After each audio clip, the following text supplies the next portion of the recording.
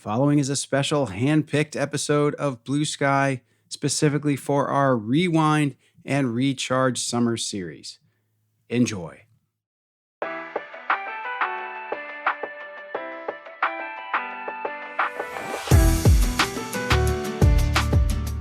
From the studios of the Optimism Institute, welcome to Blue Sky, where we share stories and insights to remind us that there is always blue sky above. Sometimes you just have to get your head above the clouds to see it. I'm your host, Bill Burke.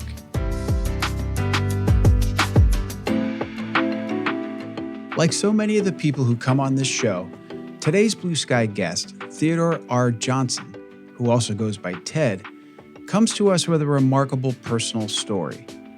As you'll soon hear, he grew up with a wide range of experiences as a black man in the South. Living in a white neighborhood while attending a primarily black church 3 to 4 times a week exposed him to people with a wide range of backgrounds and worldviews. Following high school, Ted enrolled in and graduated from a historically black college before joining the Navy. What he thought would be 4 years in the Navy turned into 20 as Ted climbed the ranks to become a commander. He was also a White House fellow during President Obama's first term and later became a speechwriter for the chairman of the Joint Chiefs of Staff.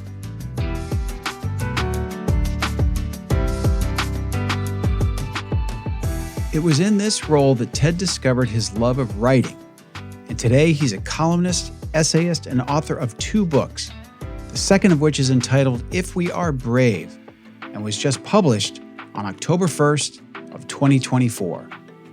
Ted is a contributing columnist to the Washington Post, and his writing has also been featured in The Bulwark, the New York Times Magazine, The Atlantic, Wall Street Journal, and National Review. While much of Ted's work focuses on our country's ongoing challenge to combat racism and institutional barriers that prevent us from having a more equitable society, he approaches these efforts with a sense of optimism. Born from a belief that while our founders themselves were far from perfect, they left us with ideas and ideals that are worth believing in and fighting for. I hope you enjoy this Blue Sky conversation with Ted Johnson as much as I did. Ted Johnson, welcome to the Blue Sky podcast. Thanks for having me. Good to be here. It's great to have you on. You're a remarkable person with an amazing background. We are going to get to your brand new book that dropped yesterday, October 1st. But first, I'd like us to learn a little bit more about you, your upbringing, how you came to the work that you're doing now. So could you tell us a little bit about where did you grow up and how did your upbringing influence the work that you've done since? Yeah. So, I grew up in North Carolina primarily. I'm a Gen X kid born in 75. My parents were IBMers, first generation college kids themselves. Both of them grew up fairly poor in Jim Crow, Georgia and South Carolina. Wow. So for them to get middle-class jobs right out of college was a new experience, not just for them, but for sort of both sides of the family. Sure. And I was the first of 4 kids born into that union. Born in Maryland, spent a little bit of time in Poughkeepsie, New York, but grew up primarily in North Carolina. And that's what I consider home. We were at church 3 times a week, sometimes 4.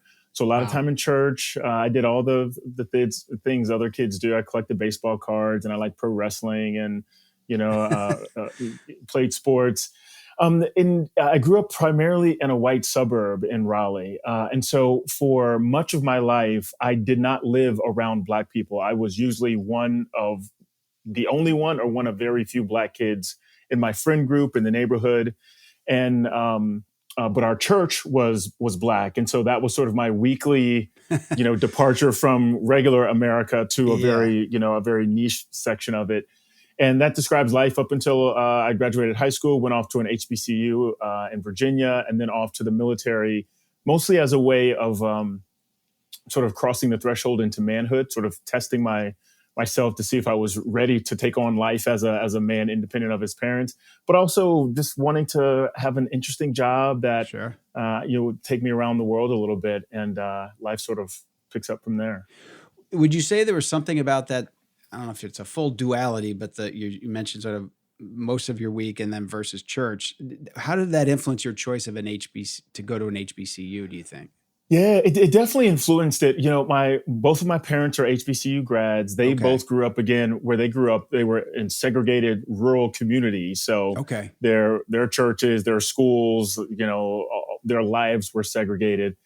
But well, again, I was raised in a very integrated kind of place or desegregated place. I was raised Right. again in the suburbs. So my choice to go to an HBCU was mostly a financial one. To be honest with Okay. you, I Okay. applied to three HBCUs and then three, predominantly white institutions. And it was sort of whichever one gives me the best deal that would Yep. cost my parents the least amount of money. That's Yep. where we're going to school. And Gotcha. so that's how I landed at Hampton University. But I will say that my parents' positive experiences at their HBCU informed my decision Sure. to apply to one in the first place and to really entertain the idea of going. And I think the main reason of that is because they talked about those schools having a family atmosphere where professors cared if you came to class or not and sort Interesting. of kept up with you. So I knew I wasn't quite ready to strike it out on my own at 18. So it Yeah. felt like a soft launch by going to a relatively conservative HBCU. So you went to Hampton University, which, for those who don't know, is right there where the naval base is, or right near it. That's right. And I'm wondering, before you went, were you thinking about the Navy, or was it that proximity? I don't know if is Norfolk the biggest naval station in It the is U.S. in the world. In the world? Yeah, big and the Norfolk Naval Base, the biggest naval installation in the world. Okay, Yeah, so it's did that massive. was that an Yeah. influence, or tell us about that? It wasn't. I have uncles that have served time in Okay. the Army or in the Air Force, none in the Navy, which is the route that I chose. And so I did apply to for a ROTC scholarship Okay. coming out of high school, Yep. mostly because that meant college would be free. And so I could go to whatever school I got into and wouldn't have to worry about the hit on my parents' pocket. Gotcha. But I didn't get a 4-year ROTC scholarship, so that was out of the question. And I kind of forgot about the military, honestly. And then while I was a freshman in college, my parents got a new neighbor in North Carolina who happened to be the officer in charge of the Navy recruiting district in Raleigh. Okay. And so when she found out they had a kid in college who Yeah. was trying to figure out what he wanted to do with life, and as it turns out, this program that she told my parents about was specifically created to diversify the officer corps in the Navy. I didn't know this at the time. I didn't find that out till 10 years later. Interesting. But and so I was like a little golden nugget in the neighborhood for her for this Navy program, and it was music to my ears. So I tested for it and picked it up, and it was great. I was easily the best decision I made between the ages of 16 and 22 was choosing to go to the military. Yeah, and you weren't a quick in and out. 20 years in the Navy. That's right. Yeah. Rose to be an officer.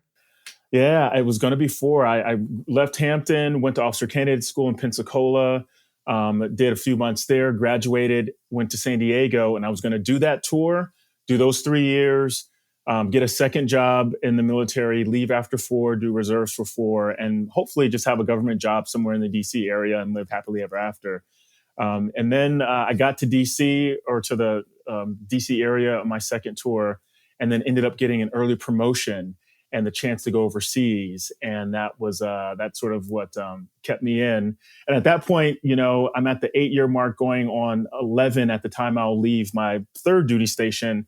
And once you cross the 10-year mark, you're halfway to retirement. So it just made sense to stick around. So the 4-year side quest turned into a 20-year career. And again, it was amazing. Yeah. And eventually you become speechwriter for the chairman of the Joint Chiefs. Was that flowing right from that, or did you do other things in between? Yeah, it's so interesting. I mean, I was in the Navy, but spent 10 years of my life in the DC area.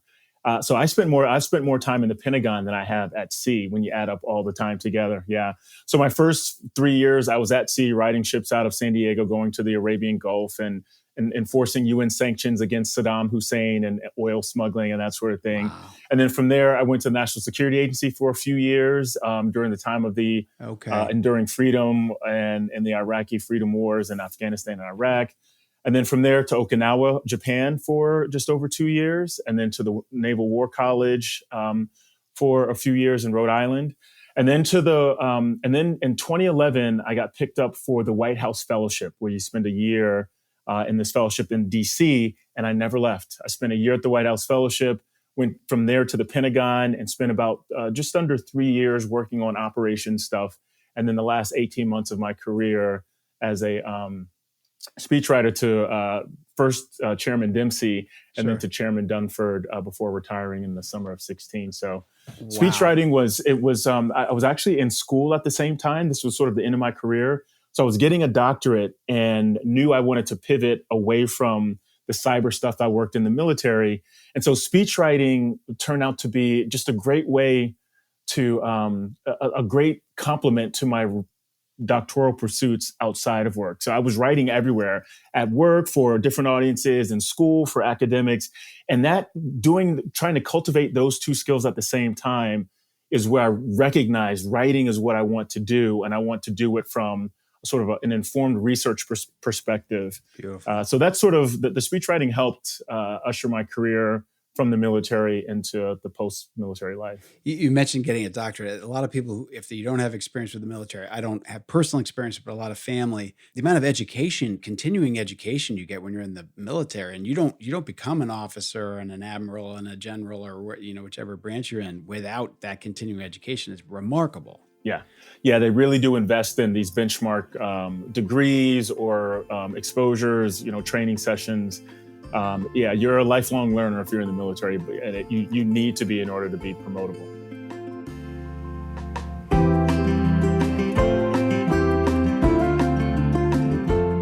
Ted Johnson's immediate family came a very long way, from his parents growing up poor in the Jim Crow South to their son's remarkable accomplishments at the highest levels of the U.S. military and government.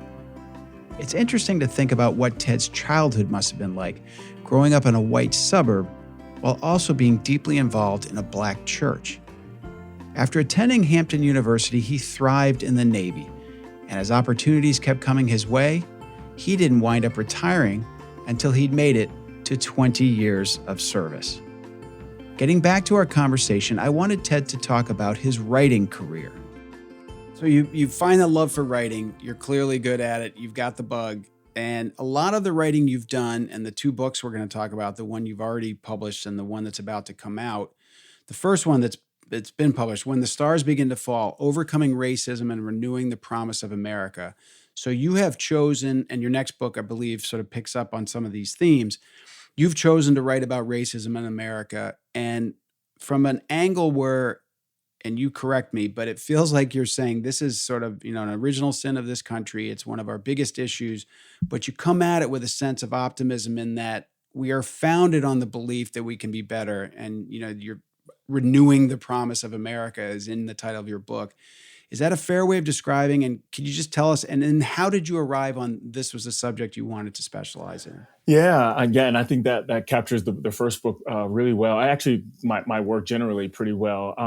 I'll tell you, it was the year that I spent as a White House fellow in 2012 was the year that Trayvon Martin was killed. And I've got 3 sons, Black boys, dreadlocks, and darker skin. And so while I loved the military service, I was tired of moving every 2, 3, 4 years, and I wanted to sort of put roots down somewhere. The work that I was doing there was more oversight the further we got away from war, which is a good thing, but it meant that we did lots of planning and lots of talking and meetings and travel that resulted in no operations. So that became frustrating. And then I was just less interested in what other nations were doing in cyberspace and more interested, again, after Trayvon Martin was killed, about just what kind of country we were going to have and what kind of nation I was going to leave to my kids.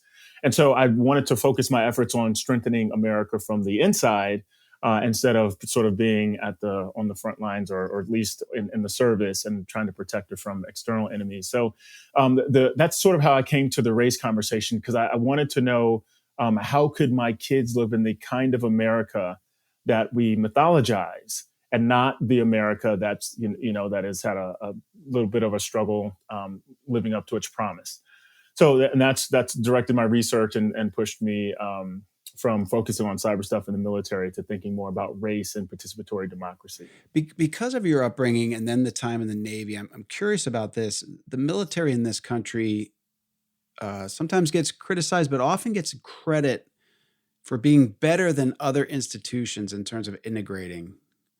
It's forced. You've got to get along. My late father grew up mostly in Vermont and upstate New York. First shook hands with a Black person at basic training for Korea. Right. And partly because of that, he was a real advocate for, mandatory service of some kind, maybe not military. And that the military, when there was a draft, was one of the few places that really pushed people together. Can you give us a sense of what you saw in the Navy versus civilian life in terms of racism and how race was dealt with? Yeah, I mean, the military is a microcosm of the broader society. So, but I think what the military does much better than almost anywhere else in society, except maybe public school, is to put, and I think it does this better than public school actually, is to put people from different places in a place together where their success and sometimes their very lives are dependent on people that don't look like them, that didn't grow up like them. Right. And so it's not that it sort of microwaves brotherhood and kinship and solidarity. It's the exposure to people in ways that don't prime the thing that makes you different. So you're primed because you're all in the same uniform to believe that you're pretty much all on the same team. You want the same things out of life. Yes. You're not each other's enemy.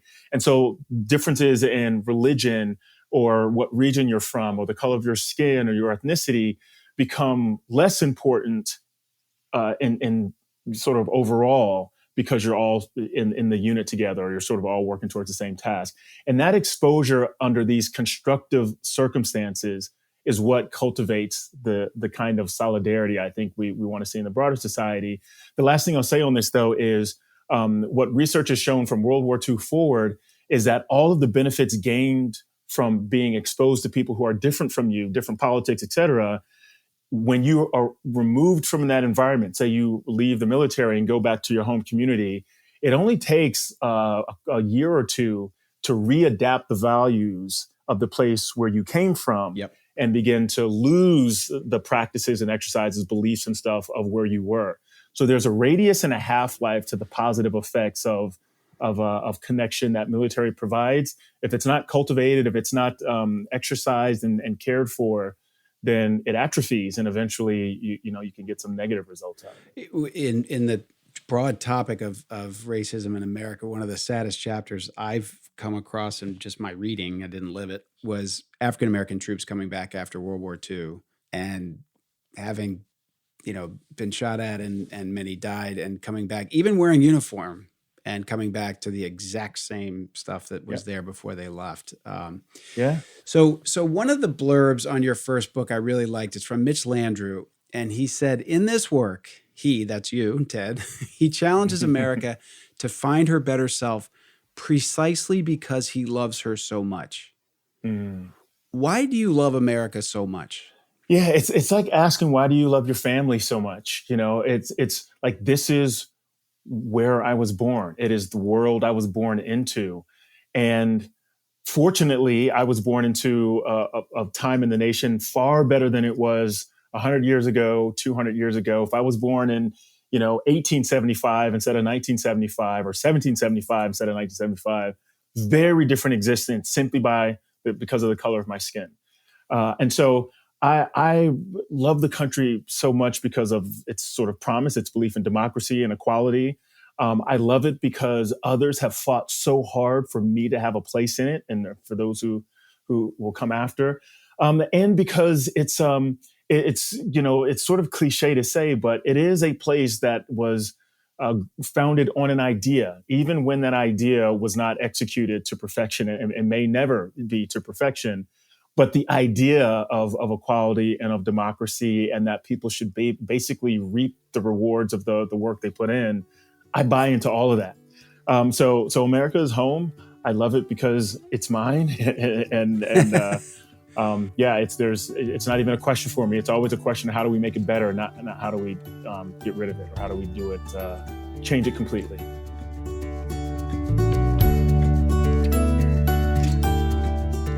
It's interesting to hear Ted's take on the military's ability to integrate people with different backgrounds and ethnicities. He says that there, you're exposed to people in ways that don't prime the way you're different.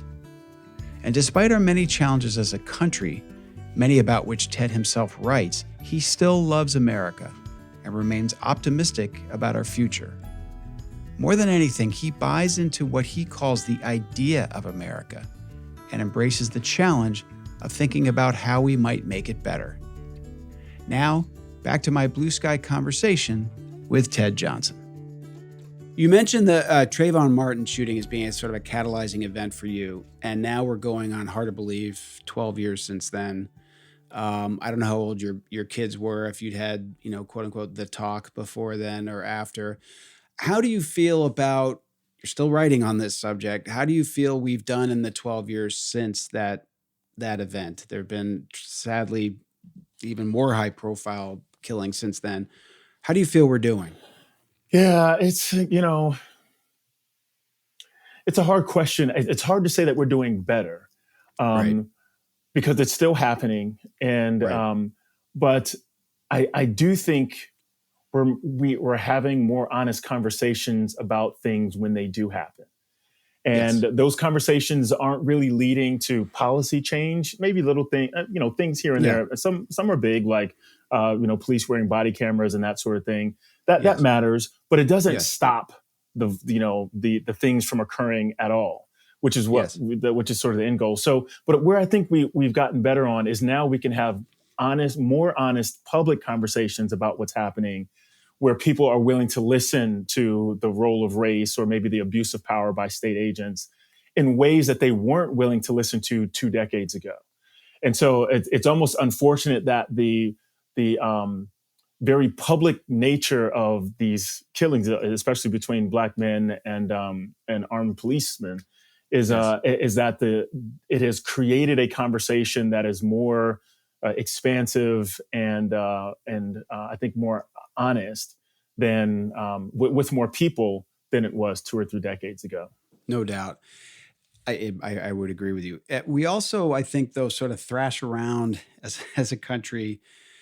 I think about DEI. Hmm. So Yeah. I first heard the term, I was on a hospital board, and it was after George Floyd.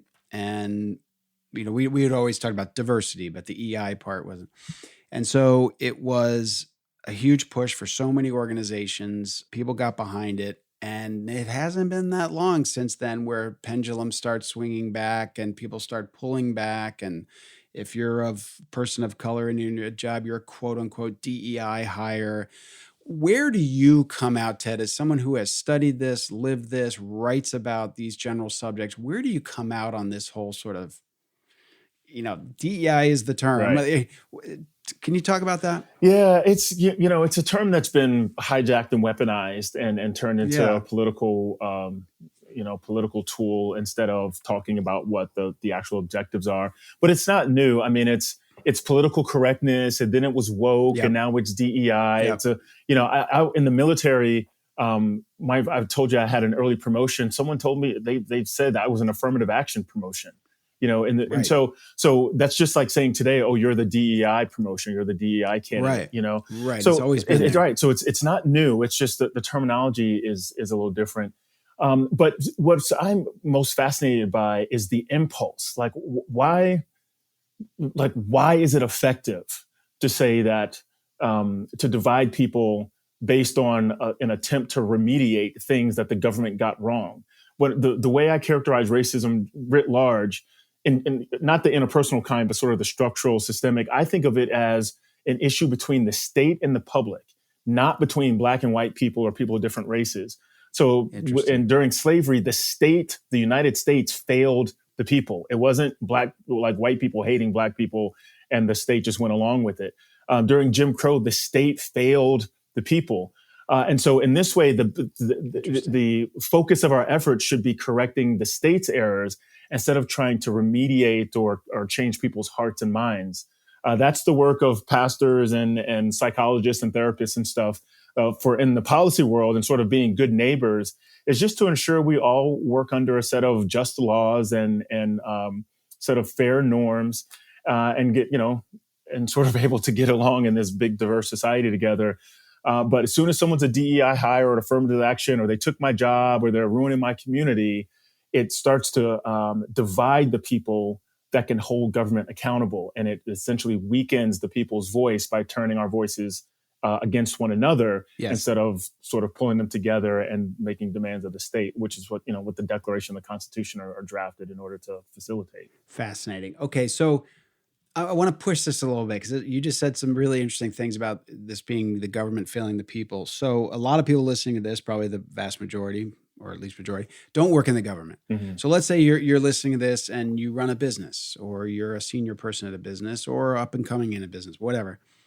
What role do individual entities play? If I'm running a hospital, or I'm running, how would you advise, or what's your belief on how those people should think about these issues? Because the government is wherever it is today. How would you think about building an organization with this lens? Yeah, and I'm not a CEO. I'm not an organizational leader, but my general sense of it is that your companies should look like the people you serve, or Yep. the people you sell to, or Yep. your consumers, your voters, your constituents, your patients, your students. The institution should reflect the public that they serve.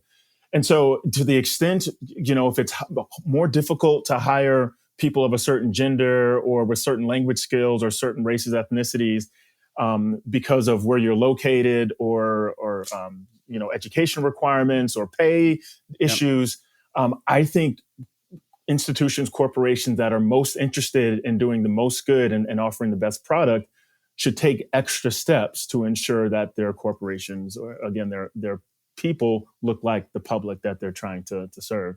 And you do that because there's cultural intelligence, there's a sort of gender intelligence. Like, I'm not the person to design, what a woman's bathroom should look like, Right. it's Right. not that I'm incapable, but Right. it's an experiential factor that I don't have that they do, which maybe it means we should have women on our team if we're going to be in the business of designing bathrooms.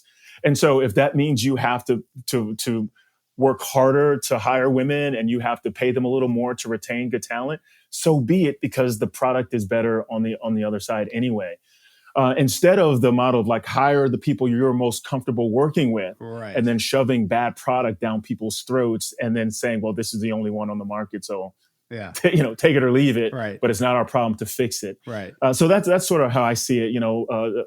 Institutions that look like they're public are able to tailor their product to that public, and that makes everything the whole thing more effective and more efficient. Such a simple but right way to put it, I think. And this, I hope so, yeah. You mentioned affirmative action, and this podcast is generally a sort of politics-free zone, election-free zone, but I have to dip into something where one thing that happened, I think, particularly after George Floyd, at least for me personally, extremely privileged white guy, was understanding that. And privilege is another one of those words that's been misappropriated, but stopping to understand the breaks that I've had, and really understand them and really appreciate them. And I'll just say who said it. It was Michelle Obama at a recent convention. And she used the phrase, and I'll get this mostly right, I think, the affirmative action of generational wealth. Right. And it was such a smart way to put it, I thought, because so many of us, I'll speak for white people, so many people of privilege have, DEI hire, affirmative action. And it's like, wait a second, didn't your old man go to this college? Exactly. It's right. like, can we just acknowledge that a lot of us got all kinds of breaks that didn't fall under the traditional affirmative action umbrella, but that's kind of what they were. And I think the more we can do that on all sides of these issues, just say, time out. You know what? Yeah, I worked really hard. That's part of how I got ahead.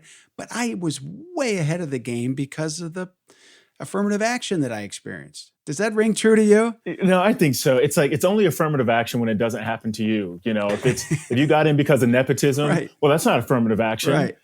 That's just having a good network. If you got in because you're a great handball player, or, you row well, that's not affirmative action. That's because I have an athletic talent. So it's only affirmative action when it's the thing they can't achieve, which is like a historical experience attached to your race or gender or ethnicity. And it's not wrong in my view, when institutions try to correct that. And so it's interesting. I know this is politics free zone, but the counter maxim to Obama's sort of, the affirmative action of generational wealth is George Bush's the soft bigotry of low expectations. Yes. And so it's well, if they just work harder, if we just expected more of our kids, then they'll meet that standard. And so it's the same issue that the two sides are talking about, but the framing of it is completely different. Yes. And the framing of it matters a lot. And that's frankly where I spend a lot of my writing on race and democracy. It's not to try to convert people on whether the United States is evil or genuinely good. It's just sort of, there's a set of realities in the world. And if we really want to live up to the promise of our country, we have to address the parts of our reality that prevent us from doing so. And race, in my view, is if you want to know where the United States is failing most, even if we're doing better relatively than most other nations, find out where the largest disparities are on a racial dimension, right. Whether it's class or housing or, military service, whatever it is. If there's a massive racial disparity, then there's probably a structural social issue that needs to be addressed. And race is an indicator of it instead of racism being the driver of every disparity that we see. I just don't see it that way. I see it more as a sort of a faulty system that produces disparate results that needs correcting instead of a faulty people with, evil views of each other that need to be, fenced in or better constrained. It's a really interesting distinction from the way a lot of people talk about this subject, I think, Ted. And I think, too, it gives an opportunity to not have everybody start the conversation on the defensive. Right. As individuals. Absolutely. Or it's, we have great founding documents, but Thomas Jefferson had slaves. It's like, okay. But let's talk about the founding documents. Let's talk about what this country is supposed to be and continue to try to form a more perfect union. And my sense is that's kind of what drives your work. That's right. Yeah. We can take the founders' ideas or the systems they set up and try to improve on them or perfect them. We don't have to model our lives after the founders themselves. So if, right. if a slave owner wrote the words, all men are created equal, all men being created equal can still be a valid, just concept without deifying the person who wrote it. And unfortunately, what happens in a lot of the way we tell the narrative of our nation, it is that the men were so great that their ideas came out the way they did. And so you have to deify the man in order to accept the premise that the idea is beautiful. And I'm saying, no, you don't. And history suggests, no, you don't. That once ideas are put out into the world, you no longer have ownership of them. And I don't think any American alive should think that emulating the founders to the nth degree today is the way to ensure perfection tomorrow. But taking the ideas that they codified in the Declaration and in the Constitution and so forth, and then trying to make those laws, that's sort of instructions on how government works, applied to our challenges today, and solve it for us and posterity, instead of trying to recapture some form of glory of flawed people. Yeah, deeply flawed men could still have left us with great ideals. Absolutely, that's right. That it seems is what you embrace.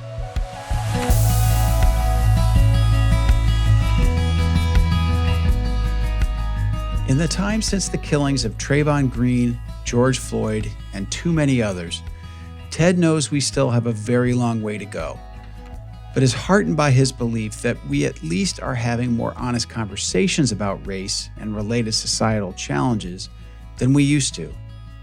And I was interested to hear Ted's belief that our efforts should be directed primarily at our government and policies that are getting in the way of solutions. He says our issues are less about faulty people and more about faulty systems. Getting back to our conversation, we'll now talk about Ted's latest book. So I talked about your first book. Let's talk about the one that's just being released this week, If We Are Brave. Tell us about the book, how it came about, what you're trying to accomplish, what we can expect from this new book. Yeah, it's If We Are Brave, Essays from Black Americana. And what it really tries to do is have the national conversation on race from the perspective of like this Black dude from the South, from the military, from HBCUs, from the Black church, this person with a set of experiences who's approaching the conversation on race in America from a place of optimism, a place of pragmatism, and even a place of patriotism, but also being very honest and realistic about what it is like to be Black in America, even in the places where we think we've rubbed out most of racism's worst effects, like yes. in universities, in the military. So it's an essay collection. It's 8 essays.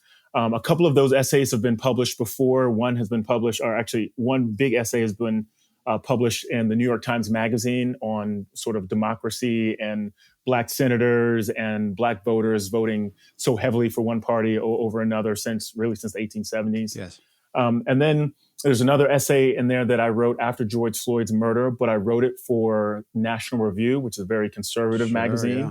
So it was an article about race, but making the argument that police reform needs to happen to a conservative libertarian audience instead of to sort of a broader public. And then there are other essays that, talk about experiences in the military that are reflections on, old arguments or older arguments from Du Bois, not old arguments, they're still very good ones, but from folks like Du Bois and Richard Wright and Booker T. Washington. And then some are just sort of unpacking, when we say we believe in democracy, what does that really mean? Yes. And what does race sort of teach us about how to think about it? So you mentioned before, I think part of your optimism coming from the fact that it was better to be born the year you were born than 100 years right. prior. Where else, if anywhere, does your optimism come from? Because it could be very, I had the privilege of meeting and then later having on my show Latasha Brown of Black Voters Matter, just a really incredible person. And she's talking to us about these really challenging things, but like with this smile on her face. And I finally said, how are you so optimistic? And one of the first things she said, I'm the product of optimism. Yes. If it weren't for my parents' optimism, and you're nodding your head. Does that resonate with you? It does. 100%. Given the life that I've lived, who am I to be pessimistic about the future of the country when the folks that are responsible for me being here under much worse circumstances still manage to hold out hope that life would be better for their kids or their grandkids? Right. I mean, my name is Theodore Roosevelt Johnson III, which means my grandfather was named after Teddy Roosevelt. Your grandfather? And he was, my grandfather in 1918, I think it was the year after Roosevelt died or the year he died, something like that. Because Roosevelt, one of the first acts he did after becoming president was to invite Booker T. Washington, a Black man, to dine with the first family. It was a big deal. Huge deal. And so my great-grandparents named my grandfather after the president. So that's like, if they had enough faith to believe maybe one day, wow, we will be so audacious as to name our poor Black baby in Deep South, South Carolina in 1918 after the sitting rich millionaire president from New York, because the equality symbolized at that dinner is something we believe will one day be attainable. It's worth marking, on our son's birth certificate and on his being. And I've met President Obama, I've met President Clinton and Bush, and I've met Kamala Harris. The journey of my name requires a belief in sort of promise of the country. It's just too core to my family story here. So I absolutely agree with her. I get it. I'm the product of optimism, and I absolutely intend to pass it on. And then the second part of this is I'm not going anywhere. I was born here. God willing, I'll die here. And so I believe that this place I call home can be better. And I believe in the promise of the country. I believe that even if we never become the more perfect union, we can leave it better when we are gone than it was when we arrived. And that requires just an optimistic outlook that you can have success, that your values, that your belief system is worthy of being the foundation for your work and the way you live your life. I am so glad you told me what the R stands for. So I've been calling you Ted.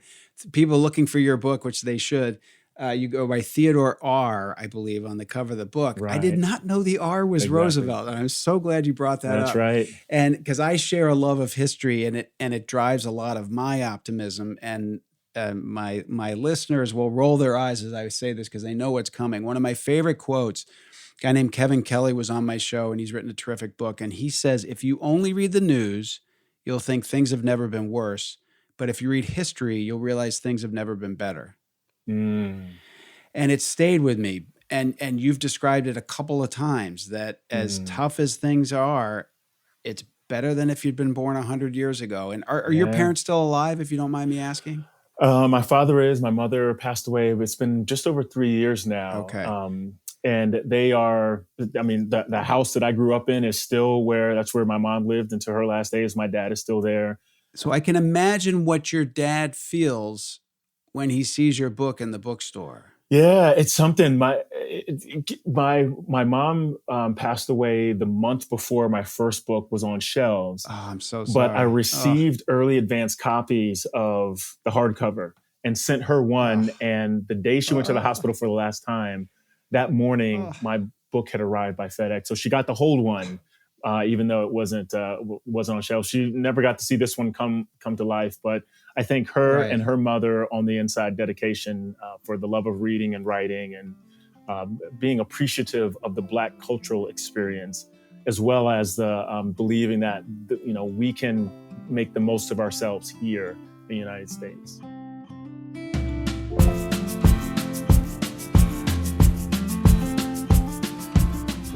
It was music to my ears to hear Ted say he's trying to approach our challenges around race from a place of optimism, pragmatism, and patriotism. And I was really struck when he said, "Who am I to be pessimistic about this country?"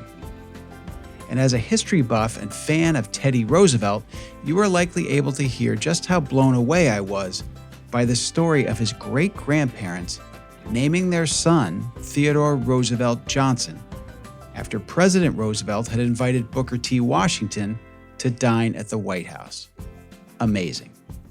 And now to my final segment with Ted Johnson.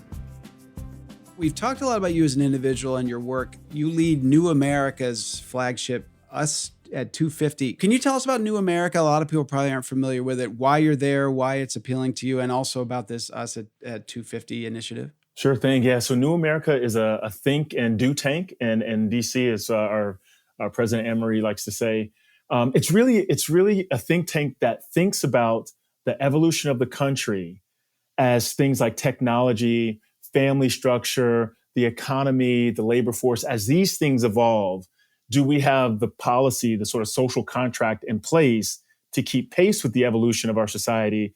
And what we find in New America and what folks find everywhere is that often our policy lags behind the social evolutions happening in the country, and closing that gap is an important task. So a lot of the work New America does is trying to update the nation's systems and our approach to policy to account for the world as it is, instead of dragging in old structures to apply to the world today.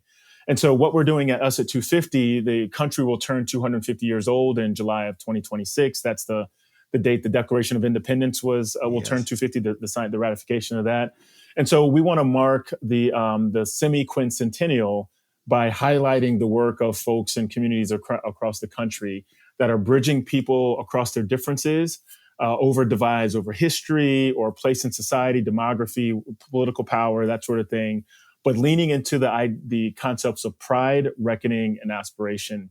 Pride in the nation's progress since its inception, reckoning with its shortfalls, both historical and contemporary, and then aspiring to a shared vision of the country that has room for all of us and fair processes to deliberate over our disputes. So we're in our second class of fellows. We've got a total of 30 fellows now. This class are local journalists covering stories from Seattle and LA through Colorado, Nebraska, Illinois, all the way up and down the East Coast. And they're doing some long form journalism that we'll be putting out over the next year or so to cover success stories or tough stories from communities across the country that are trying to grapple with the problems that diverse societies often present. I love it. So you're making me feel old because I was born in 66. And so I remember the bicentennial very clearly. It was a huge deal. And what did you call it? What is it? 250? What'd you call it? It's the semi-quincentennial. So the centennial, that's 100. Quincentennial is 500. And then the semi, cut that in half. Semi-quincentennial is 250. We're going to have to work at that. Bicentennial rolled off the tongue a little more easily. Exactly. Yeah, it's due a Gen Z intervention. The 250 is a quarter of a millennium. So like quarter milli or something would have worked just as well as it is semi-quincentennial. But I love it. And so if we are brave, I suppose, could fold into this. And I'd like to go back to that. And we can wrap up with just sort of what do you hope people, when they rush out and buy this book, which I hope they will, what do you hope a reader will take from this? Of all backgrounds, who read this book and they put it down, how do you hope they think differently, feel differently about this country, about the subject you write about? Yeah, I really want readers to be able to step into the shoes of a Black man for 40,000 words. And not to say that my experience is character, is the archetype for like the Black experience. Like it's not just my experience does not typify all of them. But a lot of times conversations we have about racism are complicated by the fact that we don't understand the other person's point of view. And so what I try to do here is engage in very big ideas that we're all familiar with, democracy and elections and police brutality and affirmative action, but do it from the point of view of how a person with my background thinks about these issues and hopes that we can actually resolve them to move forward.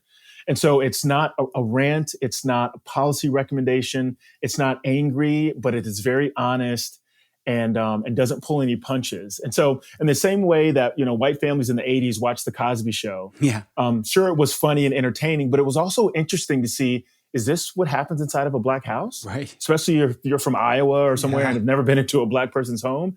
And so in a way, I hope to walk people into this life experience in a way that once they leave it, they say, oh, now when people say, police are racist, I have a sense of what that means. It's not what I thought it meant. Yes. This is what they're saying. Yes. And I understand it better now because I took the journey with Ted to get there. Well, I have not read the book yet, and I can't wait to. And I encourage everyone to get out and buy it. And it's good. I promise it's good. I'm sure it is. And I don't want this to sound too trite, but just as your parents and grandparents would be proud of you, it's an interesting thought to think about what Theodore Roosevelt would think about you being named for him as an outcropping or an outcome of his having Booker T. Washington of the White House. It's an incredible story.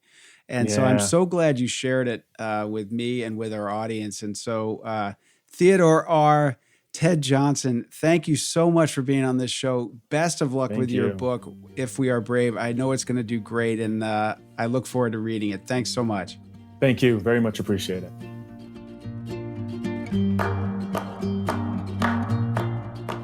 Ted Johnson is a remarkable person. And after speaking with him, I'm pleased to know that at New America, he's involved in their efforts to help us all celebrate the 250th anniversary of the signing of the Declaration of Independence. And I think they've hit on 3 great ways for us to look back on our history, with pride, with reckoning, and with aspiration. And we have a little less than 2 years now to get used to saying semi-quincentennial.